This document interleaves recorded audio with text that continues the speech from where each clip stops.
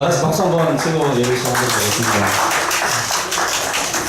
오늘 원래 이성광 집사님이 찬양 인도인데 거기 벌초를 하러 왔어요. 그래서 벌초 네, 제가 대신 오늘 찬양 인도를 하게 됐습니다.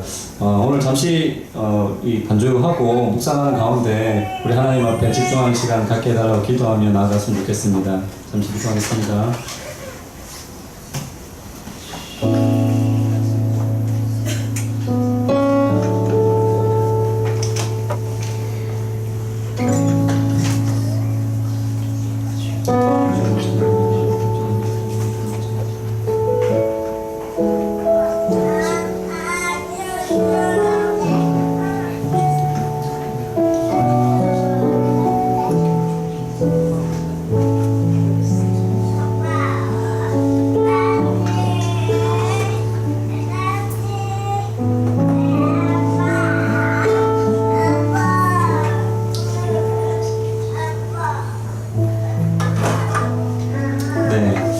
우리 첫 번째 찬양은요, 예수 열방의 소망 찬양집 457장이고요. 연결해서 죽게 가까이라는 찬양이고 467장입니다.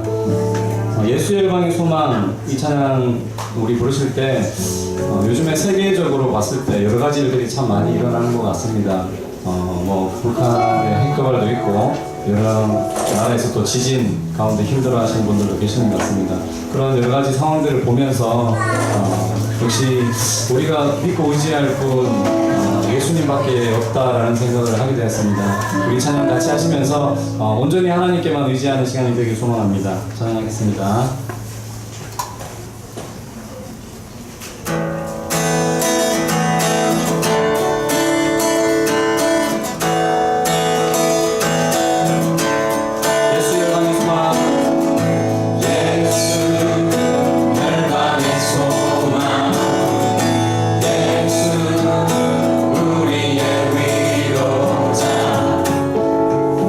주는 온 땅의 영원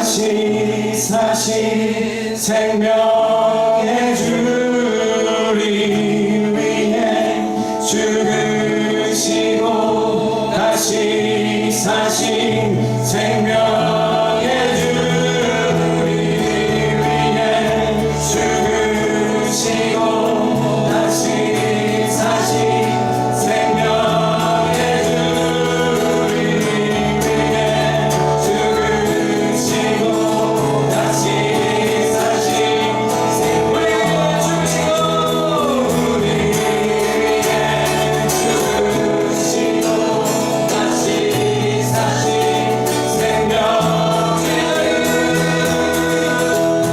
주님만이 소망이요 변함없는 반석이라 주님만이 온 세상을 비추시네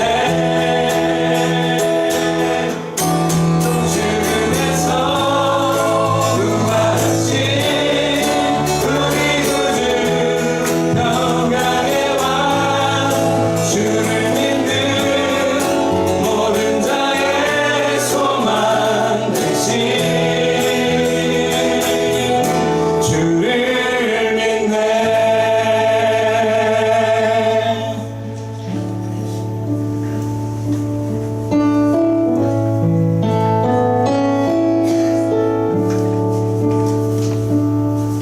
주께 가까이 날 이끄소서 간절히 주님만을 원합니다.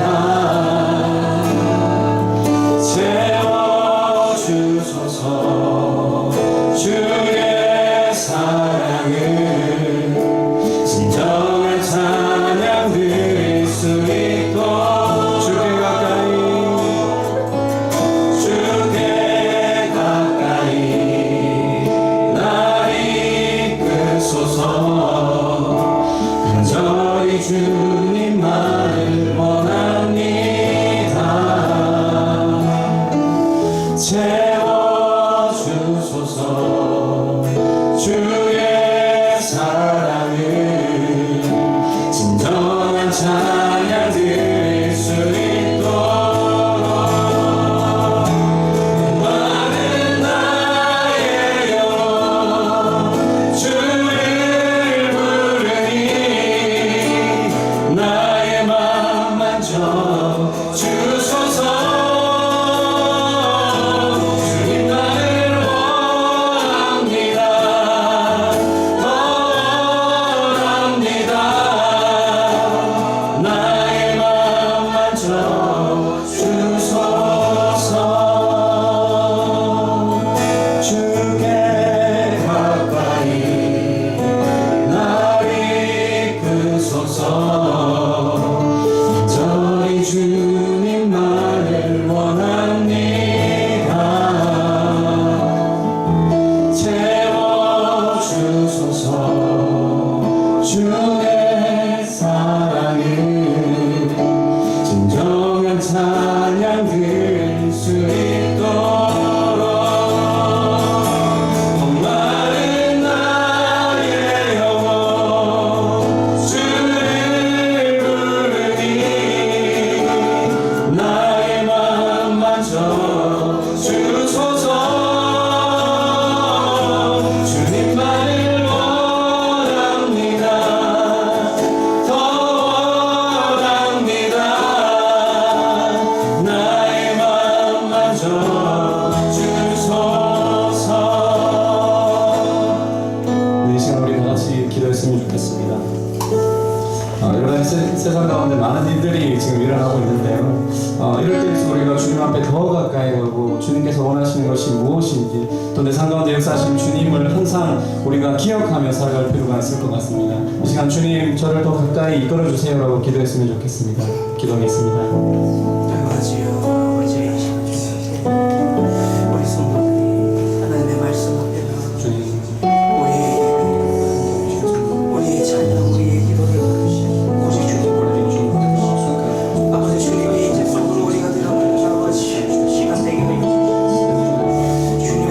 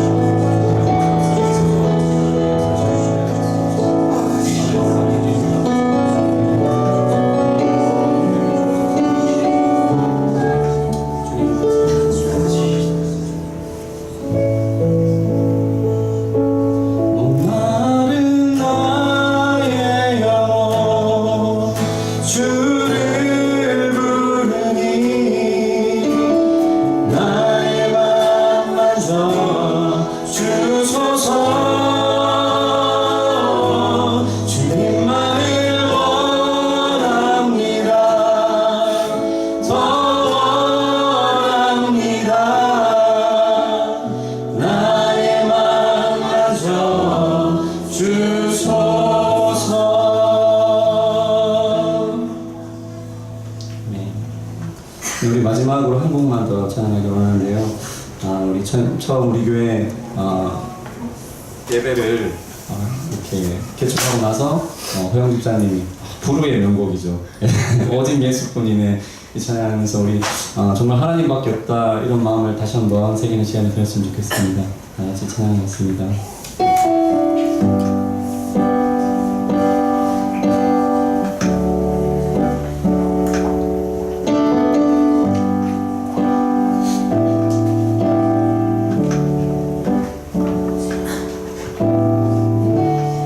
은혜 아니면 살아갈 수가 없네. 복음마저도 다 주의 것이니 세상 평안과 위로 내게 없어도 예수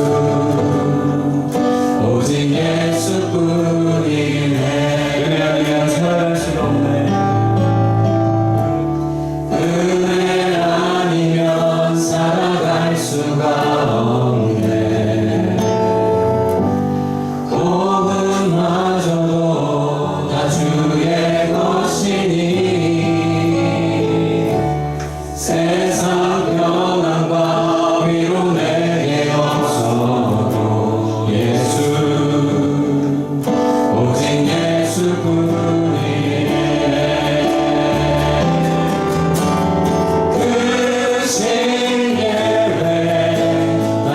수는 없고 작은 고난에 지쳐도 주께 묻기 나의 모든 삶 버티고 견디게 하시네. 은혜 아니면 살아갈 수가 없네. 나의 모든 것 다 주께 맡기니 참된 평안과 위로 내게 주신 주 예수 오직 예수뿐이네. 우리 여러분의 목소리를 한 번만 더 고백할게요. 은혜 아니면 살아갈 수가 없네. 나의 모든 것 다 주께 맡기니 참된 평안과 위로 내게 주신 주 예수 오직 예수뿐. 우리 다 같이 크신 교회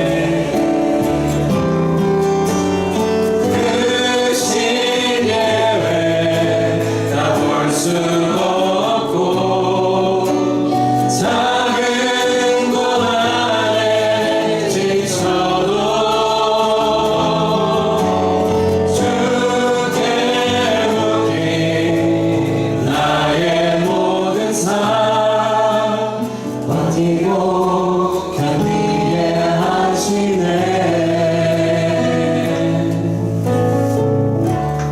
은혜 아니면 살아갈 수가 없네. 나의 모든 것 다 주께 맡기니 참된 평안과 위로 내게 주신 주 예수 오직 예수뿐이네.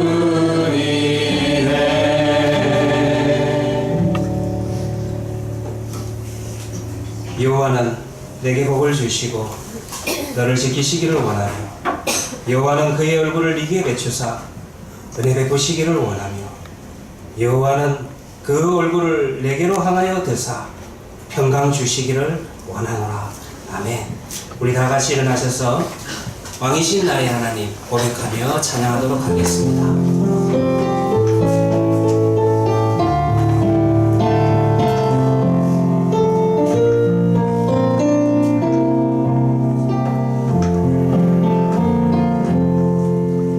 왕이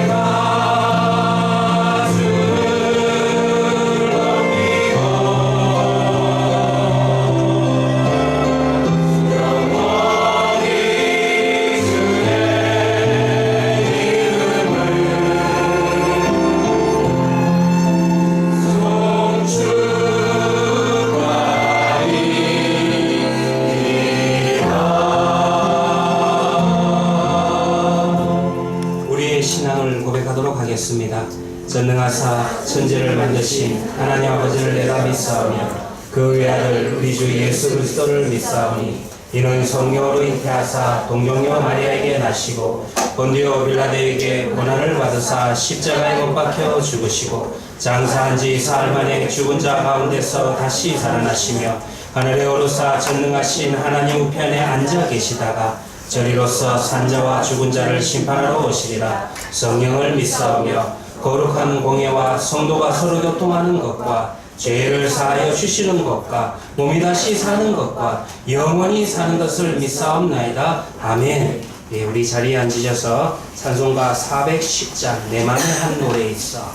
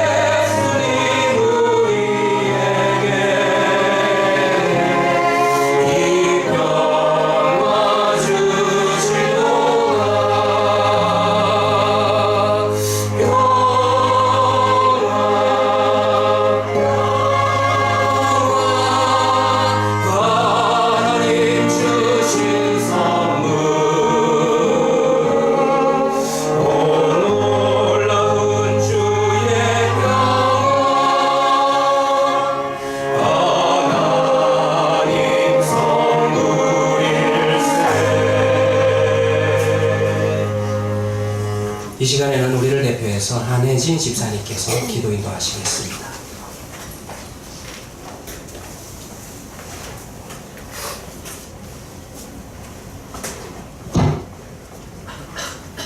십자가 보혈을 믿는 믿음으로 저희 죄를 용서하여 주시고 존귀하고 보배로운 하나님의 자녀라 저희를 불려주시는 하나님, 이 시간 하나님 앞에 나와 하나님께 예배를 드립니다.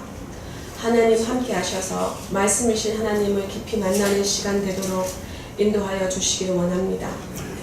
저희 작은 시름에도 응답하시고 꺼낼 수 없었던 아픔을 만져주시고 사랑한다 말씀하시는 하나님 십자가 그 사랑을 날마다 깊이 깨닫는 저희들 되도록 인도하여 주세요. 하나님 사랑을 경험하고 나서도 이 세상 기준에 끊임없이 마음을 빼앗기는 죄된 저의 모습을 봅니다. 이른 비와 늦은 비를 적당한 때에 내리셔 곡식과 포도주와 기름을 얻게 하실 것이라는 약속을 주신 하나님을 기억하지 않고 여전히 세상의 기준을 따르는 죄된 저희를 제 모습 그대로 하나님 앞에 내어놓습니다. 천국 소망을 관념적인 것으로 받아들이지 않게 하시고 예수님 보혈의 크신 사랑을 말씀과 기도 속에서 삶을 인도하시는 하나님을 구체적으로 만나게 이끌어 주십시오. 말씀 앞에 결단하게 하시고 날마다 죄된 욕심을 내려놓을 용기와 믿음을 허락하여 주세요.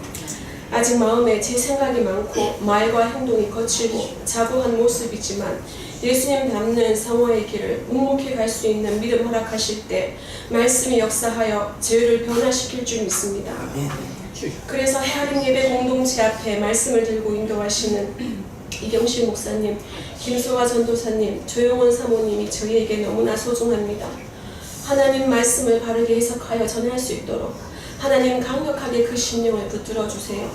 하나님 일을 하는 자에게 그 일에 필요한 믿음과 지혜와 지식과 능력을 주시는 하나님, 말씀 해석의 깊은 눈과 전함의 능력과 인생을 사랑하는 하나님의 긍휼을 차고 넘치게 부어주시길 원합니다. 하나님 헤아림 성도 한 사람 한 사람에게도 하나님 사랑의 마음을 부어주셔 더 공동체를 사랑하게 해주세요. 이웃을 사랑하는 것이 또한 하나님을 사랑하는 것임을 성경을 통해 배웠습니다. 하나님을 사랑한다 하면서 지체의 기쁨과 아픔을 수고를 돌아보지 않는 교만과 무정함의 죄를 범치 않도록 도와주세요. 오늘 팀들 모임의 시간에 가정의 세대가 모입니다. 서로를 알아가고 이해하고 즐거움을 나누는 시간이 되기를 원합니다. 작은 사고 하나 없이 기쁨이 충만한 시간 되도록 인도하여 주십시오. 하나님, 이 땅을 고쳐주십시오. 진정한 회개가 일어나고 예배를 바르게 세우고 이 땅에 하나님의 뜻을 사랑을 구현하는 일에 이 헤아림 교회를 써주시기를 원합니다. 전쟁을 일으키려는 자들의 생각을 막으시고 오직 하나님만 주실 수 있는 진정한 평화를 이 나라에 허락하여 주시기를 간절히 원합니다. 연약한 저희를 있는 그대로 받으시고 사랑하시는 하나님께 제 모든 마음을 모아 영광을 돌려드립니다. 예수님 이름으로 기도했습니다. 아멘.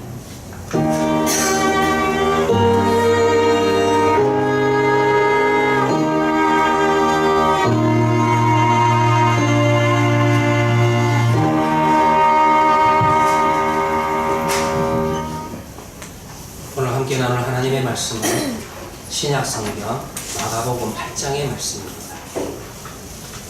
신약성경 마가복음 8장 11절 말씀부터 21절 말씀입니다.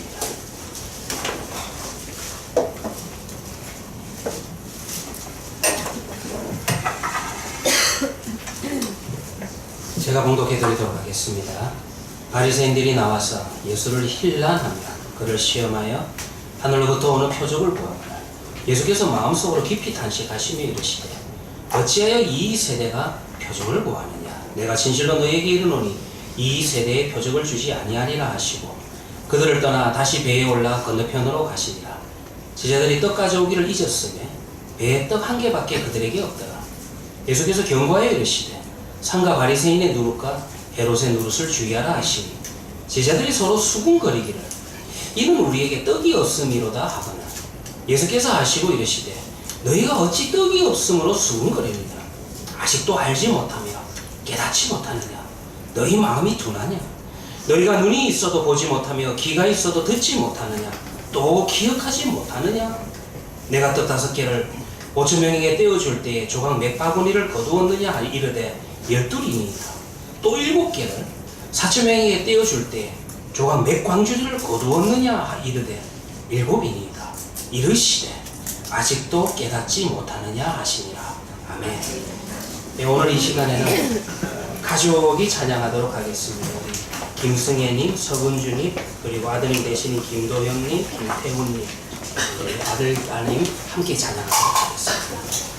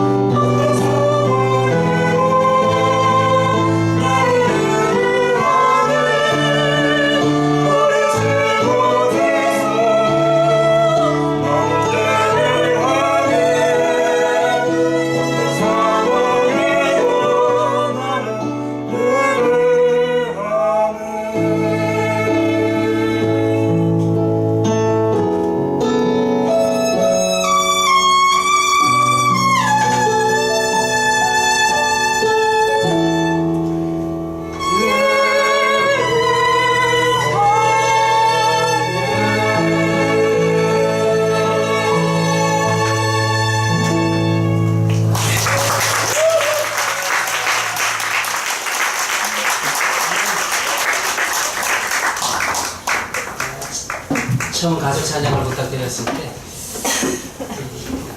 아드님하고 따님께서 아버지를 많이 걱정했는데 제가 볼 때는 걱정 안 하셔도 될 것 같습니다.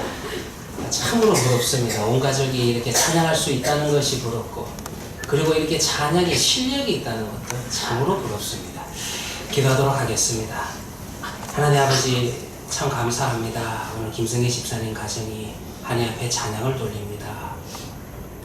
이 찬양의 고백처럼 이 가족이 정말 주님 앞에서는 그날까지 어디서나 아무 곳에서나 항상 하나님 앞에 나아가며 하나님 앞에 예배드리며 살아갈 수 있는 귀하고 복된 가정 되게 하여 주시옵시고, 하나님 아버지여, 이 대구 땅에 또 정착하여서 또 우리와 함께 예배를 드릴 때에 주여 주님께서 잘 정착하게 하여 주시고 좋은 사람들을 많이 붙여주시옵시고, 또 우리 교회에 큰 힘이 되게 하여 주시옵시고, 또 주님께서 주시는 귀한 두 자녀를 기억하여 주셔서 청년의 때 그의 심령 속에 하나님을 알 수 있는 은혜를 주셨으니 일평생의 삶이 하나님 앞에 예배하는 자의 삶을 살 수 있도록, 하나님 앞에 복된 삶이 되도록 주여 그들의 삶을 붙들어 주시고 축복하여 주시옵소서.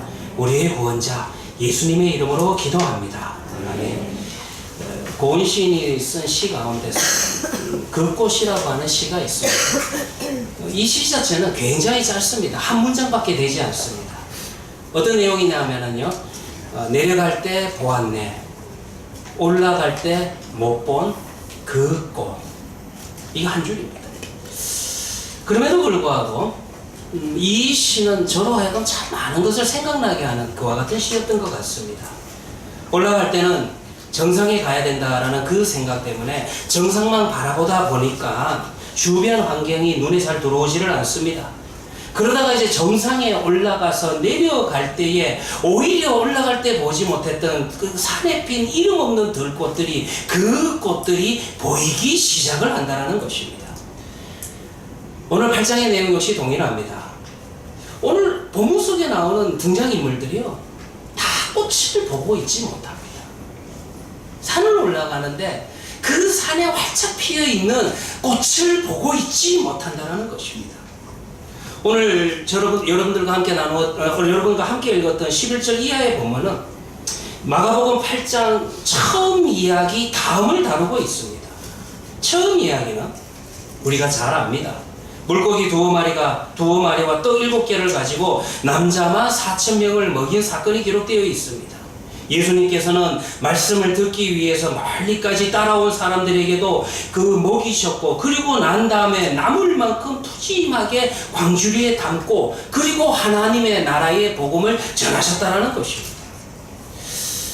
우리는 마가복음 8장 1절부터 10절의 말씀을 나누면서 이 본문이 크게 두 가지 의미를 가지고 있다고 제가 말씀을 드렸습니다. 한번 복습 겸 정리를 다시 한번 해보도록 하겠습니다. 첫 번째 내용은 뭐였습니까? 무엇보다도 이 성경을 기록하고 있는 마가는 이 이야기를 통해서 예수님이 누구이신가, 예수님이 하나님의 아들 되심을 증거하고 있다는 것입니다. 그리고 두 번째로 이 이야기는 마가복음 6장의 이야기와 매우 흡사합니다. 우리가 잘 알고 있는 오병이어에 대한 이야기, 물고기 2마리와 떡 5개로 5,000명을 먹이신 사건은 어디에 기록되어 있냐면은 마가복음 6장에 기록되어 있습니다.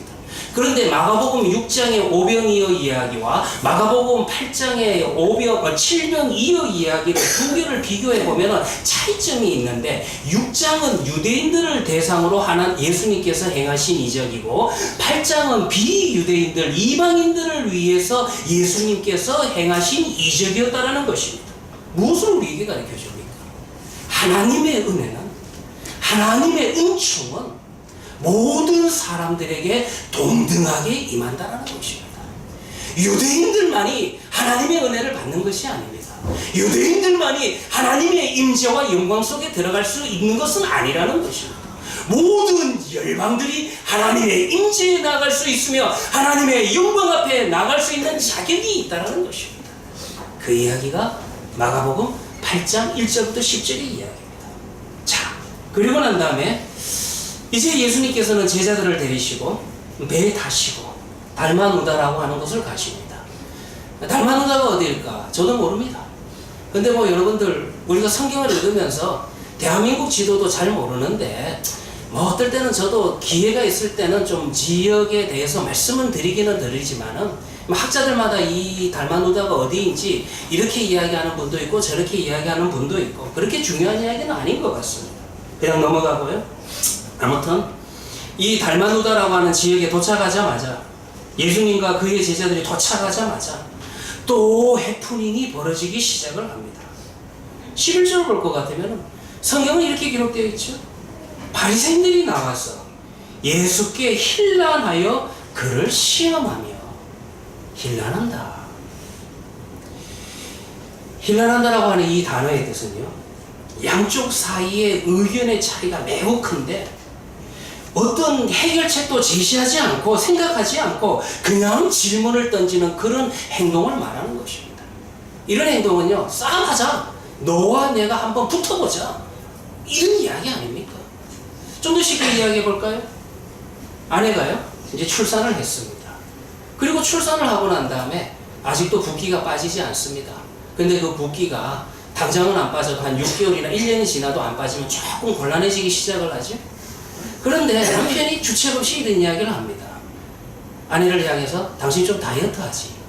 언제도 뱃살 뺀 건데 아직도 임신했나? 이렇게 이야기를 하면은요, 이게 여러분들 무슨 문제 해결이 됐는데 문제 해결을 가지고 질문하는 게 아니지 않습니까? 이런 행동이 바로 힐난하다라는 그런 단어 속에 들어간다라는 것입니다. 아무튼 오늘 본문 속에서 바리새인들은 이와 같은 태도를 가지고 예수님께 나옵니다. 예수님께 질문을 던집니다. 그런데 성경을 읽어보시면은 바리새인들이 이렇게 질문하는 것도 한두 번이 아니에요. 마가복음에도 몇 번이나 기록되어 있냐면은 4번이나 이와 같이 힐난하며 예수님께 나온다라는 것입니다. 어찌됐든 간에요, 이 바리새인과 예수님 사이에는 엄청난 의견 차이가 있는데 이제 이와 같은 의견 차이를 가지고 있는 바리새인들이 오늘 본문에 또다시 등장을 하는 것입니다. 아마 짐작을 해보면 이렇게 상황을 설명할 수 있을 것 같습니다. 이 바리새인들은요, 예수님과 그의 제자들이 다시 유대인들이 살고 있는 지역으로 돌아왔다라는 그런 소식을 듣게 됩니다. 아마 이들은요, 예수님과 그의 제자들이 비이방인들의 땅에 가서 무슨 일을 했는지도 들었을 것입니다. 예수님께서 그의 제자들과 더불어서 이방인들과 어떻게 지내셨는지, 어떻게 많은 병자들을 고치셨는지, 그리고 심지어 얼마 전에는 물고기 2마리와 떡 7개를 가지고 남자만 4,000명을 배불리 먹이신 사건도 들었을 것입니다. 한번 생각해 봅시다. 예수님께서 이런 일들을 행했다라고 하는 것은 칭찬받아 마땅한 일 아닙니까? 불쌍하고 병든 자들, 배고픈 자들을 돕는 일을 하셨습니다. 더욱이 유대인이 그런 일을 했습니다. 더욱이 하나님의 택함을 받은 백성이 그런 일을 했고 그 일을 통하여서 와, 하나님의 이름이 높아지고 하나님께 영광 돌릴 만한 일을 했다, 이렇게 우리가 칭찬해야 되는 거 아닙니까?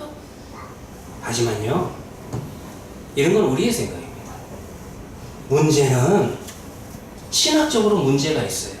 성경적인 문제가 아니라 유대인들이 가지고 있는 신학적인 문제입니다.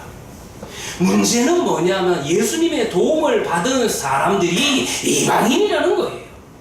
유대인들의 입장에서는 이방인을 어떻게 생각을 합니까? 이방인이라고 하는 것은 사람이 아닙니다. 종교적으로 부정한 사람입니다. 더러운 사람입니다. 죄인이라는 거예요. 이런 죄인과 이런 부정한 사람과 접촉을 하고 그들과 식사를 하면은 그 유대인도 거룩한 하나님의 백성도 부정해진다라는 신학을 가지고 있었던 것이 유대인이라는 것입니다. 그러니까 이런 까닭에 오히려 이와 같이 칭찬받은 일을 하고도 왜 그런 일을 했냐라고 책망받을 수가 있다라는 것입니다. 바리새인들은요, 예수님의 일행이 이제 다시 유대인 지역에 돌아왔다라는 그 소식을 듣자마자 그야말로 득달같이 찾아간 겁니다. 아무튼 오늘 성경을 볼 것 같으면 그들은 예수님께 와서 다짜고짜 표적을 요구하고 있습니다. 지금 이 본문의 내용을 여러분들 한번 읽어보시면 분위기 자체가 화기애애하진 않을 거예요. 이 분위기가 지금 얼마나 적대적인 분위기인지 한번 여러분들이 상상해 보시기를 바랍니다. 자, 그런데 여기에서 이 본문에서 언급하고 있는 표적이라고 하는 단어의 뜻이 뭡니까? 여러분들이 성경을 보면은요, 표적이라는 단어 앞에다가 2번이라고 이제 뭐 각주를 해가지고, 그리고 난 다음에 그 밑에 쭉 작은 글씨로, 아주 작은 글씨로, 또는 이적, 요렇게 이제 표시를 개역개정 성경이 해놓고 있을 것입니다. 근데 저는 그렇게 생각하지 않습니다. 이 단어는, 이 표적이라고 하는 단어는 우리가 일반적으로 생각하는 이적, 기적, 그런 일반적인 단어가 아닙니다. 마가가 표현한 그 표적 부분을 정확하게 제가 인용을 하자면은 하늘로부터 오는 표적. 여러분 성경을 보시면은 하늘로부터 오는 표적을 요구했다라고 그렇게 기록되어 있다라는 것입니다. 다시 말하자면 바리새인들은 예수님께서 하나님이 보내신 인물인지 아닌지를 하나님 자신이 증명해 주셔야 되겠습니다. 하나님의 증명서를 가져와라. 이런 이야기를 하고 있는 거예요. 물론 바리새인들의 입장에서는요, 네가 정말 하나님으로부터 온 참 선지자냐 거짓 선지자냐, 거짓 선지자를 가리기 위한 시험으로서 이것을 요청할 수도 있겠지만은, 그러나 여러분들 그 다음 행을 읽어볼 것 같으면은 그들은 예수님을 시험하듯 했다. 시험하듯 했다라는 것은 어떻게 하든지 함정에 빠뜨리기 위해서, 어떻게 하든지 모함하기 위해서 그런 것들을 요구하고 있다는 것입니다. 그러니까 여기서 우리가요, 또 다른 측면도 한번 생각해 보셔야 됩니다. 그러면 지금 이 상황 속에서 바리새인들이 예수님에게 와서 하늘로부터 오는 표적을 요구하고 예수님을 완전히 막 시험하듯이 대했다, 이런 그 내용들을 볼 것 같으면 바리새인들도 뭔가 느끼는 건 있었다라는 거예요. 무엇을 느끼고 있었습니까? 가만히 보니까 예수님께서 하시는 말씀을 들으니까, 예수님이 행하시는 그 행적을 보니까, 와, 기록된 하나님의 말씀, 구약 성경에 예언하신 구원자 메시아가 아닐까? 이 생각을 바리새인도 가지고 있었다는 거예요. 그럼에도 불구하고 그들은 예수님에게 나와서 하나님께서 증명서 좀 주셔야 되겠다, 하나님으로부터 직접 이것을 증명해 보아야 되겠다라고 그런 요청을 하고 있다는 것입니다. 왜 그럴까요? 왜 이들은 지금 예수님에 대해서 느끼고 있는데 왜 증명서를 요구하는 겁니까? 여기에는요, 이유가 있습니다. 바리새인들의 생각에는 예수님께서 구원자라면, 예수님께서 메시아라면 분명히 이러저러한 모습이어야 되는데 우리가 생각하는 구원자가 아니에요. 내가 생각하는 메시아가 아니에요. 본인들이 알고 있는 메시아는 유대인들만을 위해서 일해야 됩니다. 뿐만 아니라 유대인의 왕이 되어서 우리를 다스리고 있는 저 적국 로마 정부를 물리쳐야 됩니다. 그리고 예수님께서는 지금 종교적으로 존경받고 있는 자신들에게 와서 너희들이 1등 공신이다, 우리에게 가장 큰 상을 주셔야 되는데, 웬걸 예수님께서는 지금 종교적으로는 존경받고 있는 유대교의 지도자들을 향해서, 바리새인들을 향해서 너희의 가르침이 잘못됐다라고 그렇게 지금 이야기를 하고 있는 것입니다. 나아가서 자신들이 지금 하찮게 여기는, 절대 하나님의 구원을 받을 수 없는 부정한 이방인들과 함께 식사를 하시고 그들과 가까이 지내시고 그들을 위로하시고 그들도 치료하시는 거예요. 이거 안 돼요. 이건 아닙니다. 이래서는 안 된다는 거예요. 그들의 생각 속에는 메시아인 것 같은데 이런 분이 메시아가 되어서는 안 된다는 것입니다. 그것 때문에 이들은 가장 확실한 방법을 택합니다. 예수님께서 메시아인 것을 하나님께서 직접 증명해 주시면 가장 확실하지 않겠습니까? 하나님으로부터 증명서 떼오세요. 근데 정말 증명서 원하는 거 맞습니까? 예수님은 그들이 무엇을 원하고 있는지 그들의 심령을 꿰뚫어 보셨습니다. 12절에 예수님께서 뭐라고 이야기하십니까? 어찌하여 이 세대가 표적을 구하느냐? 내가 진실로 너희에게 이르노니 이 세대에게 표적을 주시지 아니하리라. 이 말씀을 하시면서 우리 예수님께서 참 한탄하십니다. 그들은요 이미 수없이 많은 이적을 보았고 들었습니다. 기록된 말씀들이 이분이 지금 메시아, 이분이 바로 하나님의 아들인 것을 충분히 증거하고 있지 않습니까? 정말 이들이 하나님으로부터 오는 표적을 구하고 있는 건 맞습니까? 정말 이들이 증명서 끊어오면 인정할까요? 이들은 지금 예수님이 진짜인지 가짜인지 그것을 알고 싶어서 이렇게 지금 신뢰하는 게 아니라는 것입니다. 그들이 원하는 게 뭐예요? 그들이 원하는 건 이 예수님께서 내가 원하는 대로 응해 주셔야만 된다는 것입니다. 내가 원하는, 내가 바라는, 내가 조종할 수 있는 예수가 되어야 된다는 거예요. 우리 주님의 심정이 얼마나 안타까우신지. 우리 주님의 반응은 성경에 기록되어 있지 않고 다만 묵묵히 우리 주님의 행동만이 기록되어 있습니다. 어떻게 기록되어 있습니까? 13절을 보면은 그들을 떠나 가치가 없어요.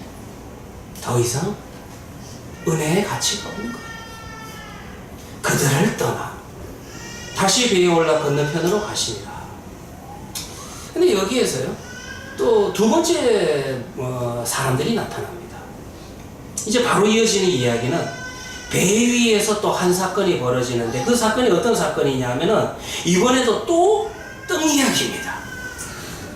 뭐 여러분들 우리 전래동화에 나오는 떡 하나 주면 안 잡아먹지 그 이야기 아닙니다. 근데 이번에는요 떡이 5개도 아니고 7개도 아니고 떡이 1개입니다. 가는 중에 무슨 일이 벌어지냐면 성경을 다시 한번 읽어드리면은 제자들이 떡 가져오기를 잊었음에 배에 떡 1개밖에 저희에게 없더라. 아마 이제 배를 타고 가면서 이런 일이 있었던 것 같아요. 제가 짐작해 보건데 누가 한 사람이 이제 배가 고팠던 것 같습니다. 야, 내 배고프다. 떡 있나? 그러니까 제자들이 떡을 이렇게 찾다 보니까 1개밖에 없는 거예요. 워낙 급히 서둘렀기 때문인지 아니면 준비성이 없었던 건지 뭐 어쨌든 원인을 알 수가 없습니다. 그러나 분명한 거는 지금 바다에 떠 있는데 이 배 안에 지금 사람이 얼마나 많은데 떡이 1개밖에 없다라는 것입니다. 그래가지고 야 큰일 났다. 떡이 하나밖에 없다. 이러면서 이제 수군대는 이 상황을 바라보고 있는 우리 예수님께서 오늘 성경을 보면은요 우리 예수님께서 더 이상한 말씀을 해요. 제자들에게 뜬금없이 무슨 말씀을 하시냐면은 지금 떡 없다라고 우왕좌왕되고 있는 제자들을 향해서 예수님은 삼가 바리새인의 누룩과 헤롯의 누룩을 주의해라. 이 말씀을 툭 던지는 겁니다. 같은 본문을 기록하고 있는 마태복음을 보면요 바리새인의 누룩과 사두개인의 누룩을 조의하라 그렇게 이야기를 하는데 큰 차이는 아닙니다. 원래 여러분들 여기에서 헤롯이라고 하는 것은 정치에 관심을 가지고 있는 헤롯 당 요즘으로 말하면은 뭐 여당쯤 되는 그런 사람들을 이야기하는 것입니다. 그런데 사두개인들은 원래 제사장이었는데 이들은 나중에는 제사 업무에는 별로 관심이 없고 정치 권력에 관심을 가지게 되다 보니까 이들은 헤롯과 손을 잡게 됩니다. 그러니까 헤롯 왕파 요즘으로 이야기하면 그 정당에 속해 있는 사람들이 대부분 사두개인들이었어요. 사두개 사람들은 거의 헤롯파였다라는 것입니다. 그래서 여러분들 헤롯이라는 말이나 헤롯파라는 말이나 그리고 사두개파라는 말이나 동의어에 가까운 것이 이 시대의 시대적 상황이었는 것입니다. 자, 아무튼 본문의 차이는 여러분들이 이해가 되실 겁니다. 아무튼 무엇 때문인지 제자들은 앞에 붙어있는 말은 또 잊어버리고 누기죽이라는 또 단어만 들었던 것 같아요. 이 상황을 제가 어떻게 설명해야 될지 모르겠는데, 그야말로 우왕좌왕, 그야말로 시골 창터 같은 그런 분위기가 아니었을까. 이들도 지금 뜬금없는 행동을 하고, 이 행동을 보고 예수님이 하신 말씀도 굉장히 의아하고, 그리고 제자들이 예수님의 말을 똑바로 알아듣지 못하고 앞에 말은 듣지 못하고 뒤에 누룩이라는 단어만 들은 것 같아요. 그러니까 이제 또 자기네들끼리 뭐라고 이야기를 하냐면, 야, 스승님께서 누룩을 찾으신다. 야, 우리가 떡이 없어서 누룩 찾으시는가 보다. 완전히 여러분들 3000% 빠집니다. 기억하시는 분들은 모르겠지만 제가 예를 이런 거밖에 못 들겠네요. 저 자신이 한 20살 때인가 10대 말, 하여튼 20대 초반에 그때 코미디 프로 가운데 봉숭아 학당이라는 게 있었습니다. 웃으시는 분들은 나이가 좀 있으신 분들, 우리 청년들은 잘 모르실 건데 한번 찾아보시기 바랍니다. 유튜브에 참 재밌었어요. 학교인데 왜 재밌냐 하면은 선생님하고 학생들하고 전혀 코드가 안 맞아요. 선생님들은 이런 이야기하면 학생들의 대답이 그 코미디 프로에서 단 한 번도 제대로 된 대답을 한 적이 없습니다. 오늘 이 본문의 상황과 그 봉숭아 학당하고 왜 그렇게 이미지가 맞는지, 그야말로 여러분들 그런 분위기예요. 그들은 지금 제자들은 무슨 생각을 합니까? 떡이 없으니까 우리 스승님께서 그 누룩을 말씀하시는가 보다 이렇게 생각을 했습니다. 근데 이 생각도 우습지 않습니까? 그러면 지금 예수님께서 누룩이라도 떡이 배 안에 있으면은 우리가 떡을 만들자, 떡을 굽자, 이런 지금 말씀 속에서 그런 생각을 한 건지, 하여튼간 얼마나 황당한 짐작입니까? 이런 제자들의 지금 대화를 살펴보고 계시는 예수님께서 또 말씀을 하십니다. 야, 너희가 어찌 떡이 없음으로 인하여 의논하느냐? 아직도 알지 못하며 깨닫지 못하며 너희 마음이 둔하냐? 너희 마음이 그렇게도 둔하냐? 이 말씀이 구체적으로 무엇인지 또 18절에 기록되어 있죠. 마음이 둔하다라고 하는 것은 너희가 눈이 있어도 보지 못하며 귀가 있어도 듣지 못하느냐, 또 기억치 못하느냐. 그러면서 이제 예수님과 예수님의 제자 사이에 문답식으로 대화가 이어집니다. 내가 떡 5개를 5,000명에게 떼어줄 때에 조각 몇 바구니를 거두었느냐? 12바구니를 거두었습니다. 그러면 내가 떡 7개를 4,000명에게 떼어줄 때에 떡 조각을 몇 광주리를 거두었느냐? 7광주리를 거두었습니다. 그런데도 아직도 깨닫지 못하느냐? 예수님께서 제자들에게 들어도 듣지 못하고 보아도 보지 못하고 기억하지도 못한다고 지적하신 말씀이 바로 이겁니다. 제자들은 예수님께서 2번이나 이적을 베풀면서 많은 군중을 떡과 생선으로 배불리 먹이신 사건을 마치 없었던 일처럼 행동을 합니다. 그들은 그 사건을 2번이나 경험했는데 그 사건이 무엇을 의미하는지, 무엇을 말하는지 듣고 보고 기억해야 되는데 아무 생각이 없다라는 것입니다. 무엇을 깨달아야 돼요? 그냥 여러분들 그 기적이, 야, 재밌다, 우리 예수님 정말 신기한 능력을 가지고 있다, 그냥 여러분들 그 이적 사건을 이적 사건으로 끝내야 되는 겁니까? 아니죠. 다시 말해서 이 사건을 통해서 예수님이야말로 하나님의 아들이시다, 하나님이시다, 우리에게 예언하신 그 메시아가 지금 육신으로 우리 앞에 오셨다, 이걸 좀 깨달아야 되는 거 아니에요? 그런데 제자들은 그걸 눈으로 2번이나 보고도 깨닫지를 못하는 겁니다. 그저 재미만 있어요. 야, 우리 예수님 정말 능력 대단하다. 그냥 여러분들 재미있게 이적 보고 나면요, 당연하죠, 기억 안 합니다. 그 이적과 내 인생이 무슨 상관인데? 내리는 생각 아무 상관이 아직도 없는 거예요. 그러니 잊어버릴 수밖에 없는 거죠. 오늘 본문을 보면요, 예수님과 제자들의 간격이 아직도 너무 넓습니다. 그런데 말을 못 알아먹고 있는 이 상황 속에서, 자, 다시 한번 여러분들 우리 예수님께서 제자들에게 하신 말씀을 한번 다시 살펴보도록 합시다. 어떤 말씀을 하셨었습니까? 그 내용은, 너희 정말 너무 머리가 나빠서 내가 더 이상 못 데리고 다니겠다, 못 가르치겠다. 학교에서 여러분들 태학 조치하신 게 아닙니다. 15절 말씀을 다시 생각해 보시면 바리새인의 누룩과 헤롯의 누룩을 주의하라.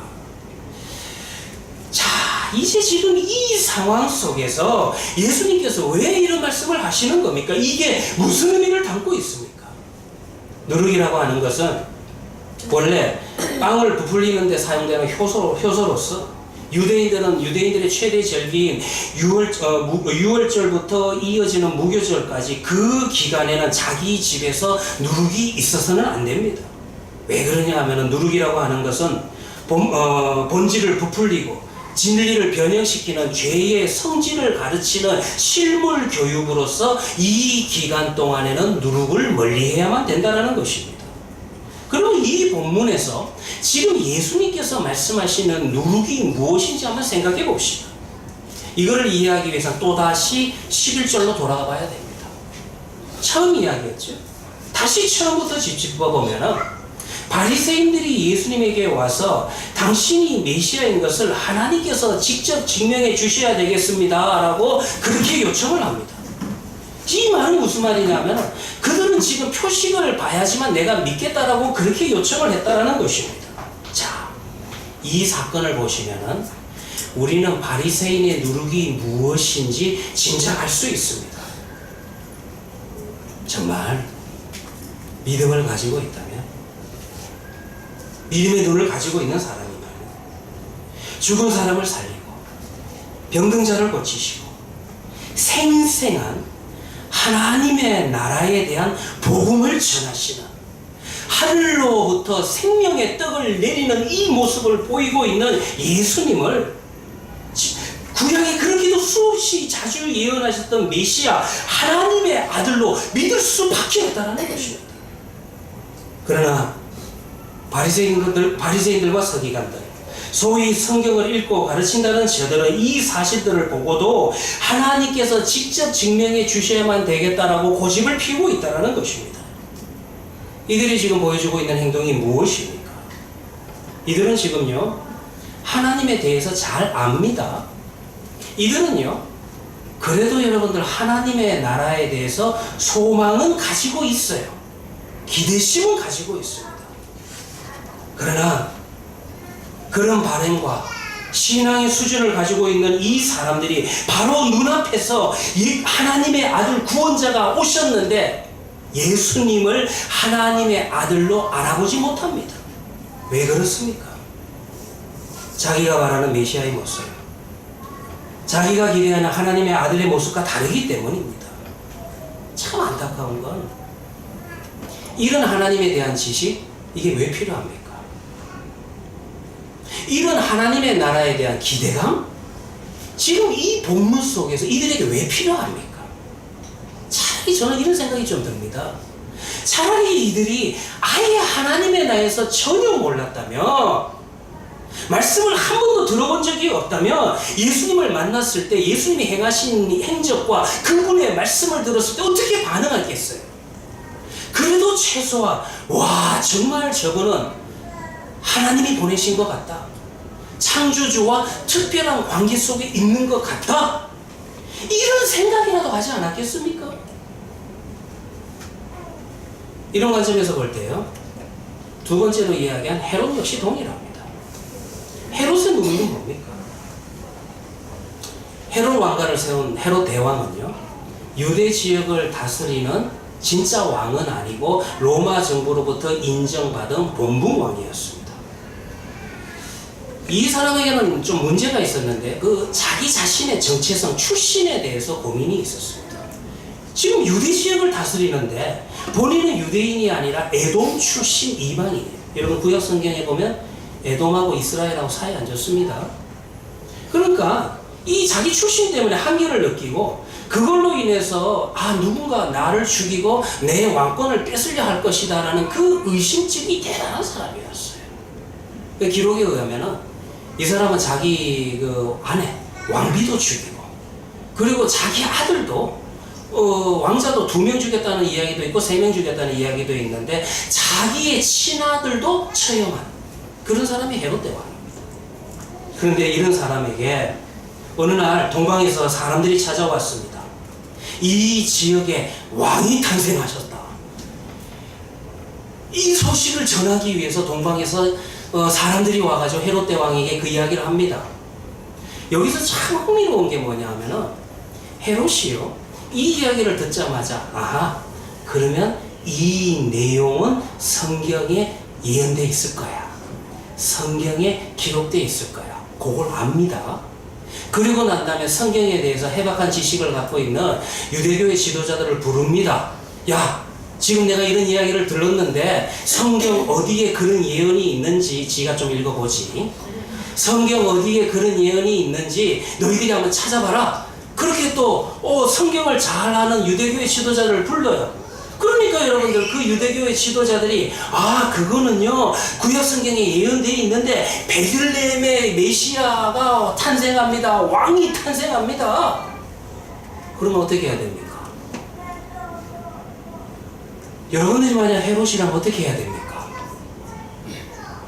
하나님이 예언하신 구원자가 왔어요.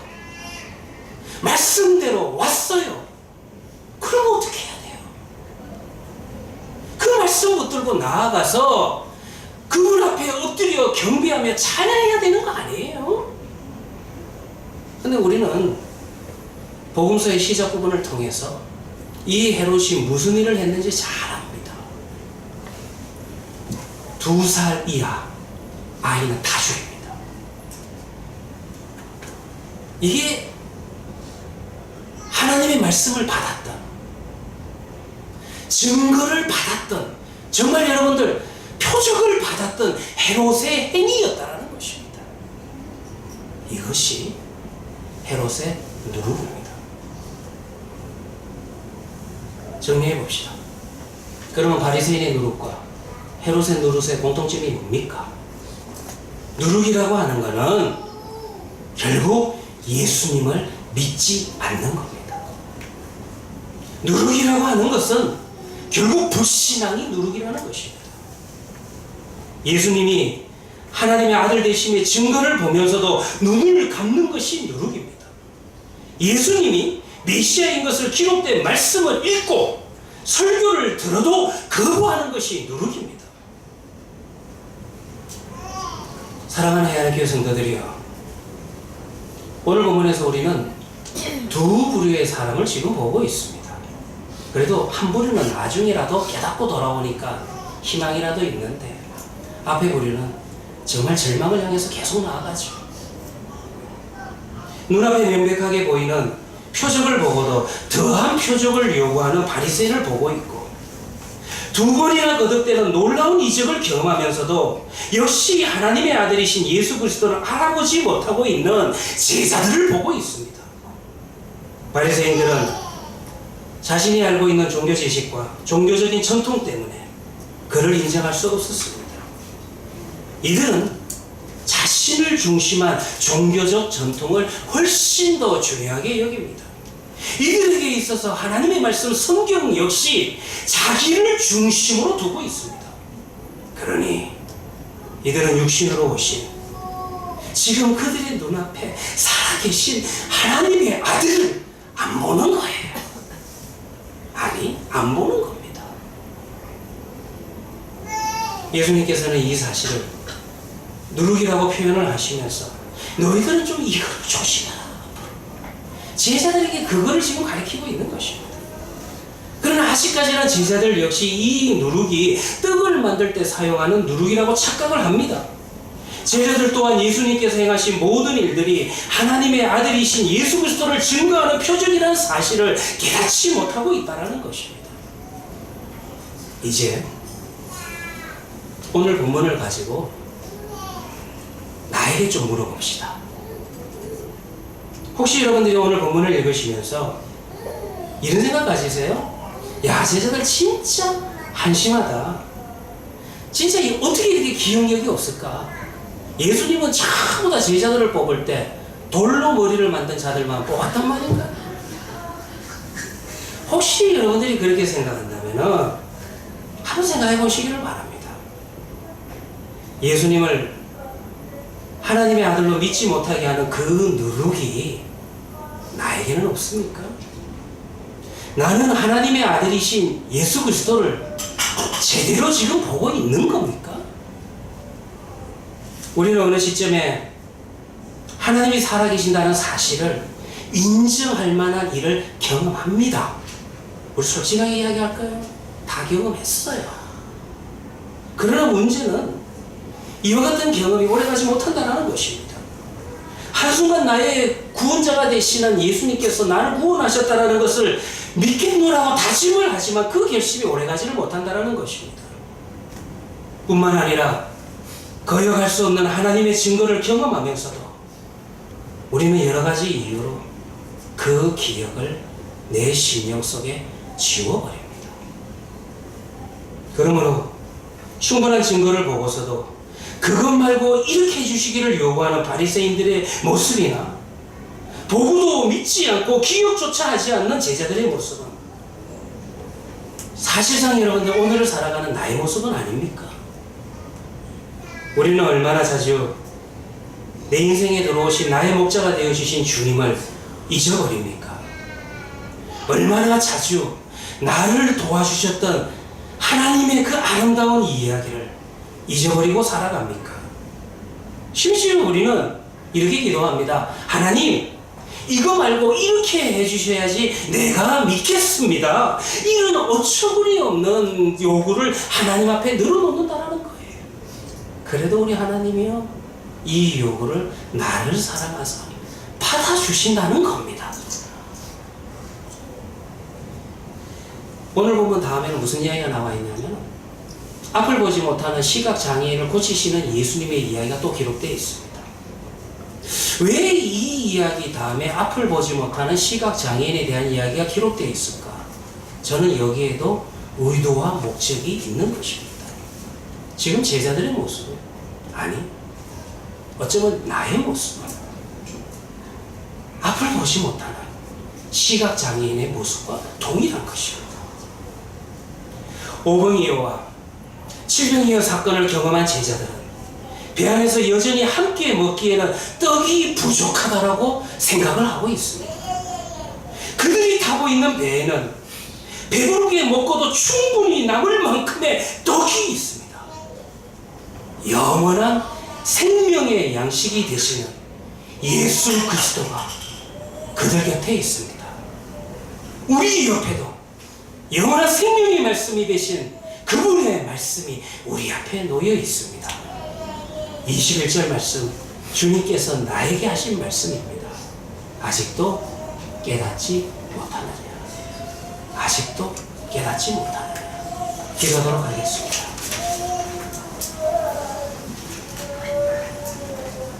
하나님, 참으로 은혜입니다. 예수님을 보내셔서 우리를 이 위선의 자리에서 수치와 부끄러움에서 구원하셨습니다. 예수 안에서 위대한 인생으로 신비로운 삶으로 기적과 영광의 자리에 부르셨습니다. 하나님의 아들과 딸로 삼아주셨습니다. 이 신앙, 이 믿음 붙들고 살아가기에 성령의 능력으로 도와주시옵소서. 나 자신의 영육간의 유익을 위해 누룩을 제거하며 영안으로 기도하며 살게 하여 주시옵소서. 이제는 내려가는 그 길에서 그 꽃을 보게 하여 주시옵소서. 예수 그 이름 안에 있는 하나님의 부르심을 다시 듣게 하옵소서. 하나님의 거룩하심과 영광됨으로 말미암아 살아가는 인생이 되었사오니 우리의 인생 속에서 일하시는 하나님을 바라보며 하나님의 기적을 또 확인하며 하나님과 함께 동행하는 복된 인생들이 되게 하여 주시옵소서. 우리의 구원자 예수님의 이름으로 기도합니다. 아멘. 우리 찬송가 461장입니다. 찬송가 461장입니다.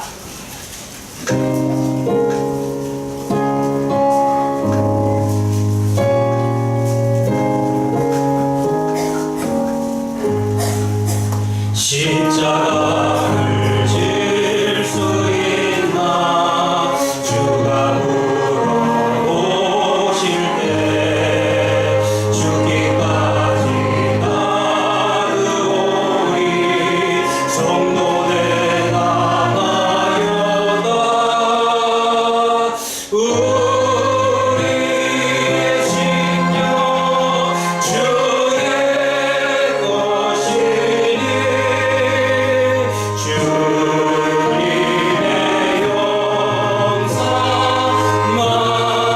영상 만드소서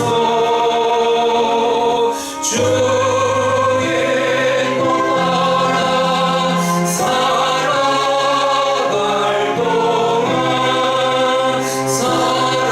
사랑과 충성 늘 바치오리다 너는 기억하고 있나 구원받은 광고를 그가 내게 하였을 때 나고 너나 말하다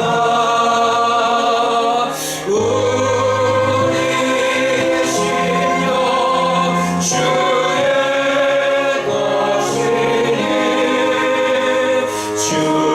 주님의 영상 만드소서 주의 것 따라 살아갈 동안 사랑과 충성 늘 바치오리다 걱정 근심 모든 근을 덮을 때 주께 내려 맡기겠나 제우스 믿으며 우리의 심령 주의 것이니 주님의 영상 만드소서 주의 것 따라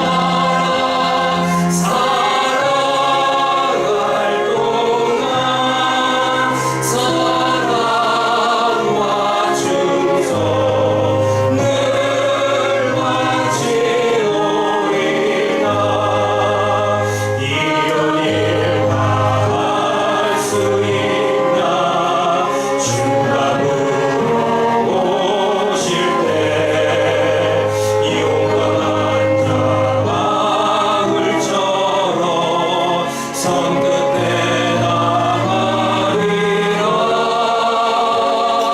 우리의 심령 주의 것이니 주님의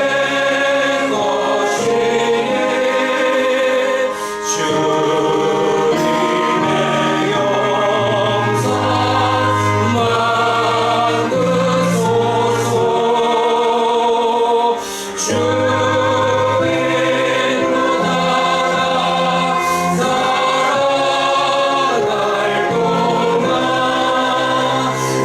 따라 살아갈 동안 사랑과 충성 늘 바치오리라